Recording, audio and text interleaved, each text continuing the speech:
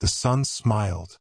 Not always, but the world will, in the hush before morning, in the blush of evening. The moon nodded. Then my work is done. And she faded softly, leaving behind a thin silver ring, a promise carved into the edge of day.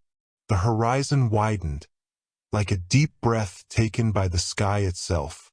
The sun felt its fire return, not as burden, but as song. It began to rise, slowly, kindly, every ray stretched like a hand, not to command the dark away, but to hold it close one last time. The night sighed in relief, cradled by the warmth that once sought to conquer it. As the dream unspooled into waking, the sun whispered to the sky, "Let me remember this quiet, the way the world waited without fear." And from somewhere unseen, the moon's voice answered, "You will, for every dawn is just a night that dared to forgive itself." The sun shone fully now, a glow not of triumph, but of tenderness. Its warmth poured over the earth like gratitude too wide for words.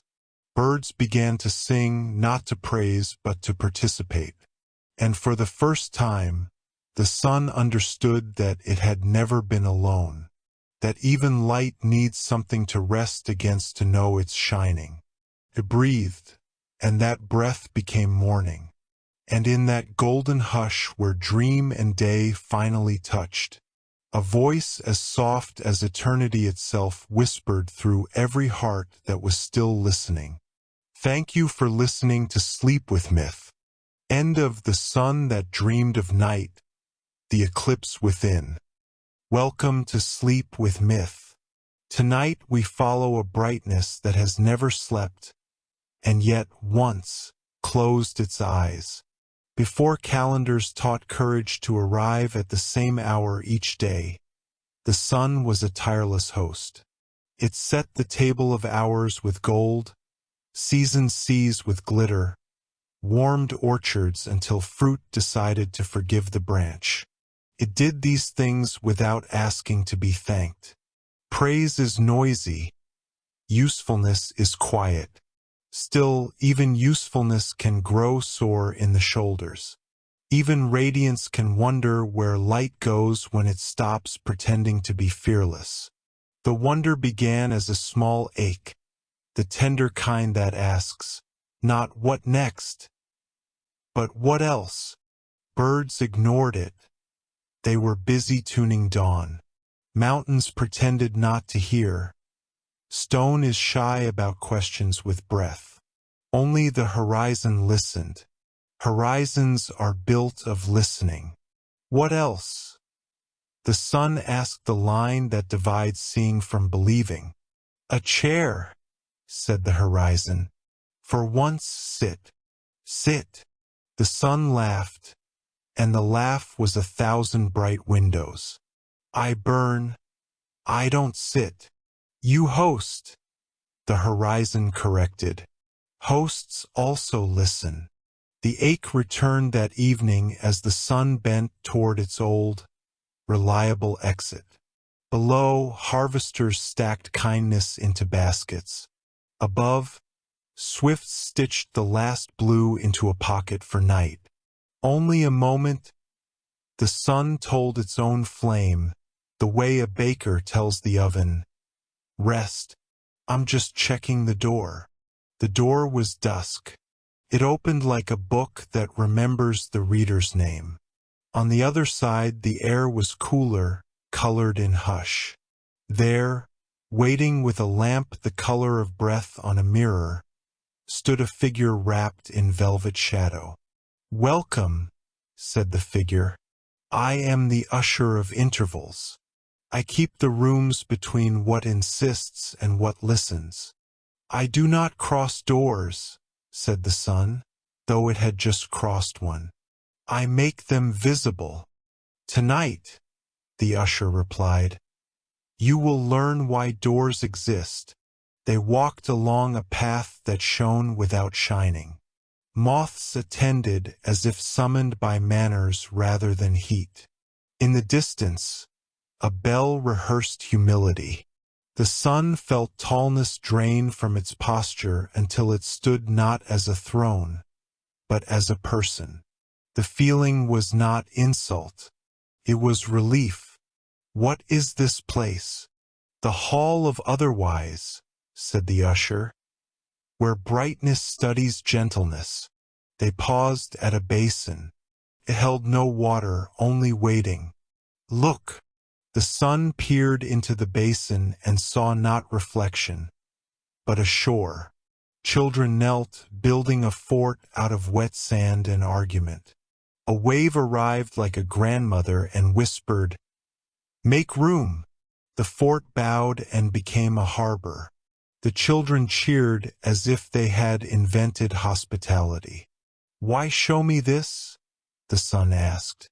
"So you can watch something you've never needed," said the usher. Restraint. They continued. A meadow drifted by, grass practicing green under a sky that had lost interest in applause. At its center, a woman folded a letter she would never send. She placed it beneath a stone and smiled because the weight felt like permission, not verdict. "Light is useful," the sun said, "but it cannot soften what must be soft." "It can," said the usher, "if it learns to dim." The sun flinched. Dimming is failure. Dimming is mercy. They came at last to a bridge that connected pause to pause and crossed nothing. Beneath it the river moved like a sentence discovering commas. On the bridge stood a second figure, pale, calm, bright the way forgiveness is bright. The moon. It held a narrow lamp of its own making, a candle that did not conquer darkness. It persuaded it to be kind. "Hello," said the moon, as one greets a colleague in a corridor designed for whispers. "I heard you knock." "I do not knock," the sun replied, though it had been knocking all evening on the door of dusk. The moon smiled the smile that tides understand. "Then welcome anyway," turned to the usher. "Is it time?" "It is," said the usher. "Rule 1. The moon nodded toward the sun. "Everything may rest." It recited, "Nothing may hide." "I have no need of rest," the sun insisted, "and I have never hidden." "Two true sentences," said the usher, "that have become excuses." They walked to the bridge's center, where a chair waited. On its seat lay a small braided cord, one strand warm as noon, one cool as shade. "Take it," said the moon. "It is the seam." "The seam between what?" the sun asked, though it already knew. Sometimes questions are doors, too. "Between certainty and listening," said the moon. "Between glare and gaze." The sun lifted the braid. It thrummed, not like a drum, like a bird on a branch deciding whether to trust a hand. The sun felt sorrow rise, the ancient sorrow of all that burns. To be needed, always needed so constantly that gratitude, that shy creature, does not know how to enter the room. "I am tired," the sun admitted, and the word did not extinguish the flames, cooled their posture. "I want to see what I look like when I am not in charge of seeing." "Then dream," said the usher. "How?" "Close your eyes," said the moon. "Let me watch." The sun closed its eyes. The world below gasped. Birds confused, calendars blinking like polite bureaucrats. But the gasp flattened into wonder. The sky did not collapse. It folded into music. Over deserts, heat loosened its grip and became kindness. On the sea, silver lingered like a long goodbye that refused melodrama. In a city, traffic lights decided to be generous to pedestrians first. Inside the dark of the sun's own eyelids, a landscape appeared. Fields printed with shadows that were not scorned but groomed. Windows ajar for breezes that smelled of bread. Lamps turned backward so their glow faced inward like spouses who have learned to share silence. The sun stepped barefoot into its first night. "How strange," it whispered. "The world is not smaller. It is deeper." The moon lowered its lamp, and the dark learned how to hold the sun without burning. "You see," it said gently, "night is not your undoing. Night is your understudy. Understudy, when you rest, it remembers your lines. It speaks them softly, so others may learn them by heart. Others, those who keep small lamps," the moon said, and between the trees appeared a procession. Fishermen carrying lanterns meant for water more than pride. Nurses whose hands glowed with a cleanliness that had nothing to do with light. Bakers with flour on their forearms, wearing the dawn like a rumor. Children with fireflies in jars they did not tighten. They passed before the sun and did not bow. They were too busy being merciful. "What is the name of this lesson?" the sun asked. "Eclipse," said the usher. "That is a shade that insults me." The sun bristled. "It is a shade that teaches you," said the moon. "You call it absence. It is rehearsal." They led the sun beyond the bridge to a field where moths discussed lamps as relations discuss weather, fondly, with caution. In the middle of the field stood a well that held not water but apology. The sun approached and looked down. It saw 10,000 mornings that had arrived too loudly, shaming rooms not ready for brilliance. Harvests burned to generosity's bone by zeal. Confessions forced into noon before they learned their own names. The sun's chest tightened. "I did this." "You were asked," said the moon, "by people who mistook speed for salvation." The usher set a small table nearby. On it lay a bell that sounded like gratitude, a spoon that stirred humility, and a knife for cutting pride into bite-sized courage. "Ring," said the usher. The sun rang the bell. The field changed key. Over distant cities, blinds gentled. Over small farms, roosters cleared their throats and decided to wait a beat. Over bedrooms where guilt had been mistaken for duty, blankets returned like coastlines. The sun wept not fire, rain. Rain without clouds. None of it hissed. All of it fed. "Will the world forgive me?" the sun asked. "The world has been waiting to," said the moon. "It needed you to ask it to." The sun breathed and found, for the first time, that breath does not need to scorch to be believed. Turned to the moon. "And you? Will you watch while I sleep?" "I always have," said the moon, and the statement carried no pride, only oath. The usher of intervals drew their shawl closer. "The dream deepens," they said. "We have shown you the chair and the seam. Next you must learn the corridor." "What waits in the corridor?" asked the sun. "Your own shadow," said the moon. "And the reason you were never meant to travel without it." The horizon, who had been listening as horizons do, widened as if to make room for a door that would open both ways. The sun felt the braid warm in its hand. Somewhere below, a child looked up at a sky gentler than stories had promised and fell in love with patience. Somewhere else, a king delayed a decree and saved a city the expense of being wrong. The sun lay down on the chair in the center of the bridge. It did not set. It rested. That is not the same thing. Night placed a palm against the sun's brow, like a mother checking for fever.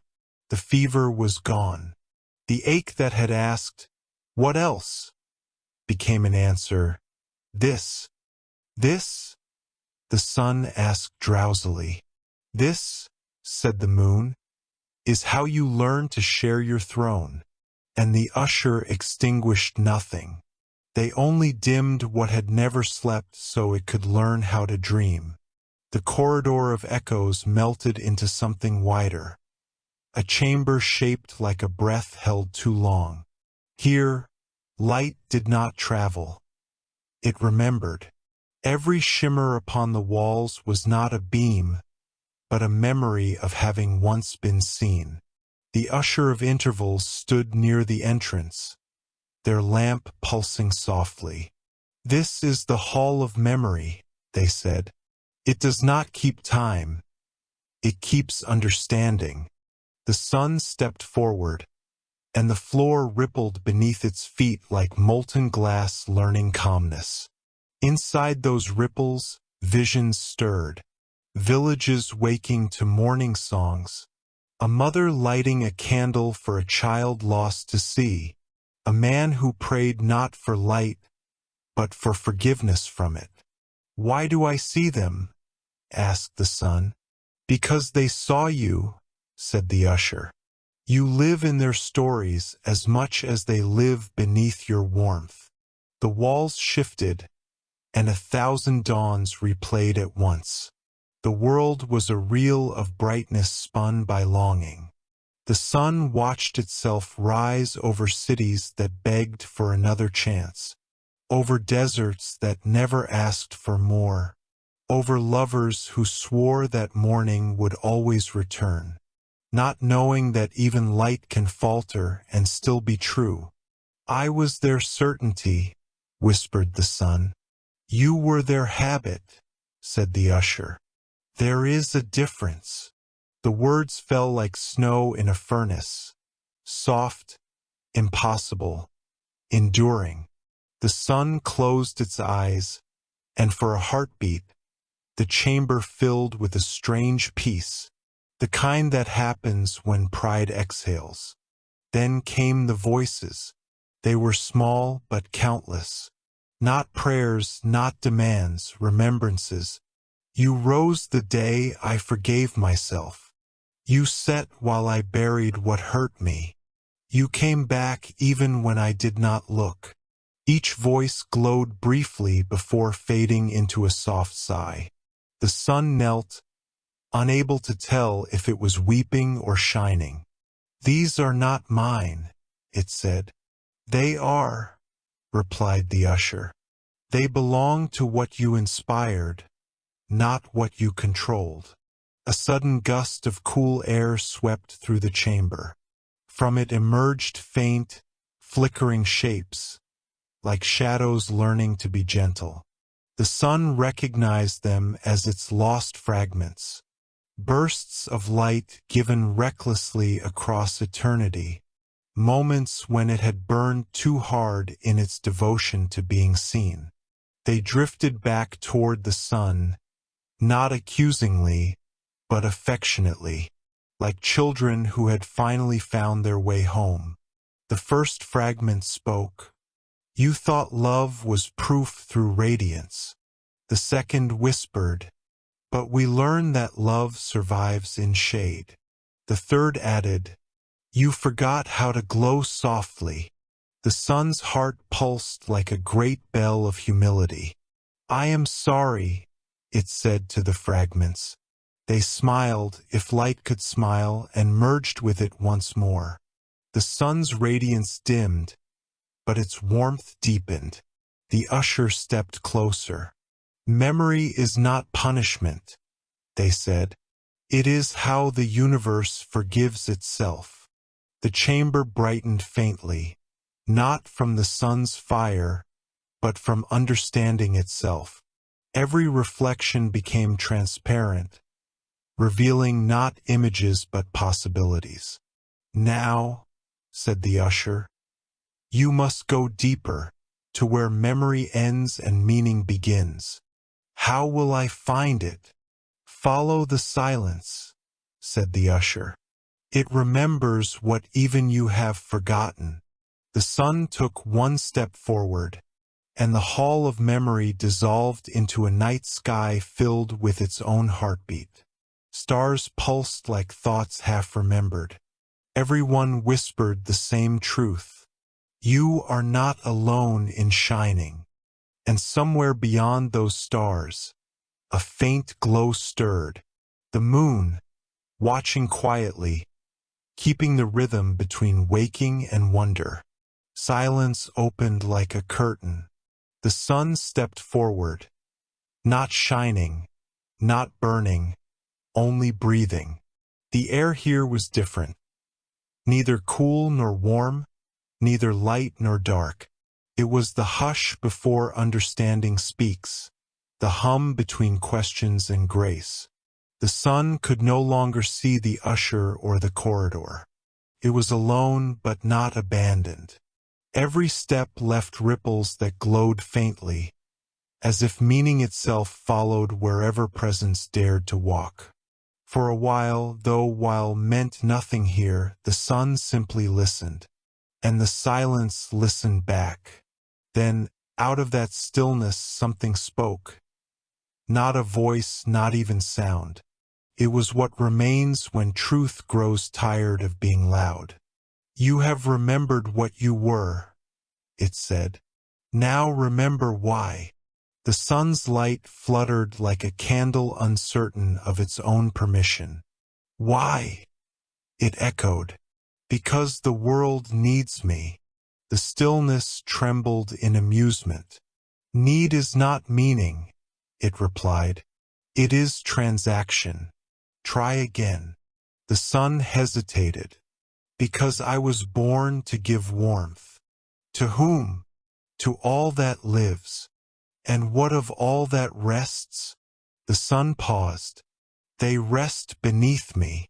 The stillness deepened, patient, vast, unoffended. You shine for, but not with, it said. That is why you burned. The sun bowed its head. Then teach me how to shine with. A soft glow appeared before it. Not gold, not silver, but something that looked like both remembering and forgiving. It pulsed like the heartbeat of time itself. This is meaning, said the presence. Not to light the world, but to belong to it. To rise, knowing the night is not failure. It is the space that lets you return. The sun reached toward the light, as its fingers, or what passed for them, brushed the glow. It saw worlds within worlds.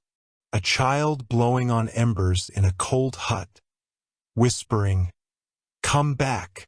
A sailor steering by the faint line between dark and dawn, trusting in what he could not see. An old woman closing her eyes in twilight, murmuring, "Thank you for today." Each of them carried a small version of the same truth, that light is not the opposite of darkness, but its echo softened into understanding. The glow unfolded, becoming a field of countless sparks, every spark a dream that light had ever inspired. They rose and circled the sun, whispering like petals in slow wind. "We are your gentler hours," they said. "The mornings you arrived quietly, the evenings you left kindly." The sun felt tears of gold gather at its core. "I thought the world only loved me when I was bright. And yet," said the sparks, "they loved you most when you lingered." The light swayed closer, embracing the sun until there was no distance, only rhythm.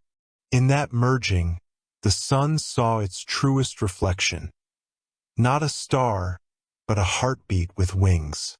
Then the stillness spoke again. Meaning is not discovered. It is remembered in the spaces you once feared. The sun closed its eyes. The darkness behind them was soft, vast, and familiar, like a home it had forgotten it built. It saw the moon there, distant yet steady, carrying a fraction of its glow through every night. "I understand now," whispered the sun. "To dream of night is not betrayal. It is gratitude." The air trembled, and the glow began to fade, dissolving back into silence. "Then carry that gratitude," said the unseen voice, "for soon you will wake, and the world will ask again for light. Give it gently." The chamber dimmed until only the sun's breath glimmered faintly. It turned toward where the corridor might have been, and for the first time since time began, it felt no urgency to rise. "Let them wait," it said softly, "for the first dawn should always learn patience." The dream was thinning, not ending, simply learning transparency. The sun could see, through its own glow, the horizon of waking waiting far away. But it did not rush. For the first time in all the ages of its burning, it did not rush. The silence it carried from the chamber of meaning still pulsed softly, a rhythm between inhale and grace. Now that rhythm became its path. As it moved, the world below stirred. The people who slept beneath its resting warmth began to dream, and in those dreams, the sun found reflections of itself. A child dreamed of a golden bird nesting in her heart. An old man dreamed of walking through shadow without fear. A woman dreamed of catching the first light on her fingertips and realizing it was love, not fire. "These are my dreams," the sun whispered. "No," came the wind's reply. "These are yours, shared back to you." The air shimmered. The usher appeared once more, though softer now, more echo than figure. "The dream has almost completed its circle," they said. "But before you return, there is one more truth to see." The sun bowed, its radiance now gentle as breath. "Show me." The usher extended a hand. Between their palms, light and shadow wove together like smoke and silk. From that weaving, a vision bloomed. An eclipse seen from the eyes of the world below. Children pointed upward in awe. Animals stilled. Even oceans hushed to listen. The sky became one single heartbeat, half gold, half silver. "That is you," said the usher. "And that is her, the moon." The sun watched, wordless. "We are one." "You were never two," said the usher. "Only different ways of remembering the same song." The moon appeared beside them, her voice a melody of soft gravity. "You have learned to rest. Now you must learn to return." "I am afraid," said the sun, "if I return, I will forget this." "You will," said the moon kindly, "but not completely. Every day." "I am afraid," said the sun, "if I return, I will forget this." "You will," said the moon kindly, "but not completely. Every dusk will remind you. Every shadow that cools a fevered world will hum this lesson back into your fire." The sun looked down and saw that its light had changed. It no longer burned in straight lines. It flowed in circles. It reached but did not demand, touched but did not claim. The world, in turn, breathed easier beneath it. The usher turned toward the horizon. "The dawn is waiting," they said, "but not to begin again, to continue." The sun stood at the threshold of dream and day. Behind it, the night hummed with the quiet wisdom of having been trusted. Before it, the world shimmered, not expecting salvation, only presence. The sun smiled. Then let this be my new promise, to rise not as command, but as invitation. The moon smiled in return, and I will answer every night in echo. The usher bowed once more. Light has learned its gentleness. Now go. The sky is ready to remember you.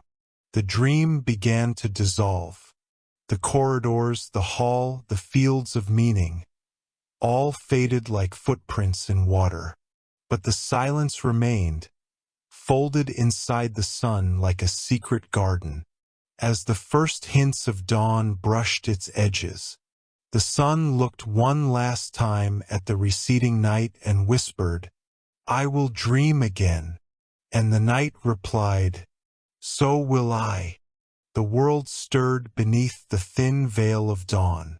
Mountains blushed with gold they did not yet understand. Rivers stretched, whispering the night's last dreams into morning.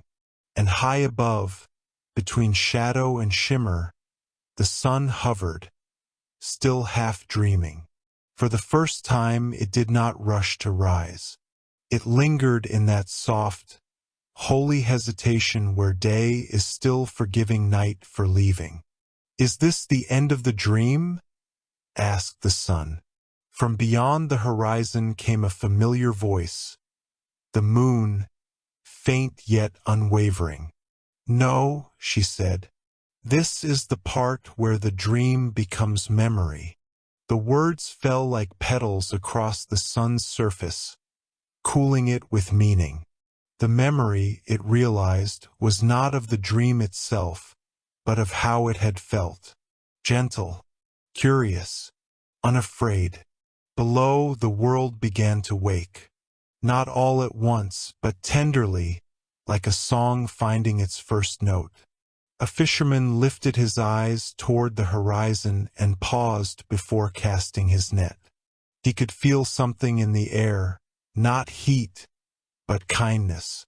A mother, brushing her child's hair by lamplight, felt the glow arrive and did not hurry to put it out. Even the sea seemed quieter, as if listening. All of them felt the same soft message hum through their bones. The light has remembered you, but not as command, as comfort. The sun looked upon them, and a thought bloomed like fire seen through silk. Perhaps this is what it means to be eternal, not endless, but endlessly gentle. The usher of intervals appeared once more, now luminous with the hue of both dawn and dusk. Their voice was a blend of farewells and beginnings. "You have walked through radiance and rest," they said. "You have met your echo and your shadow, your meaning and your memory. You have learned the final law." The sun bowed. "And what is that law?" "That light, when shared, becomes peace." The moon drifted closer. "Will you remember us when you wake?" she asked.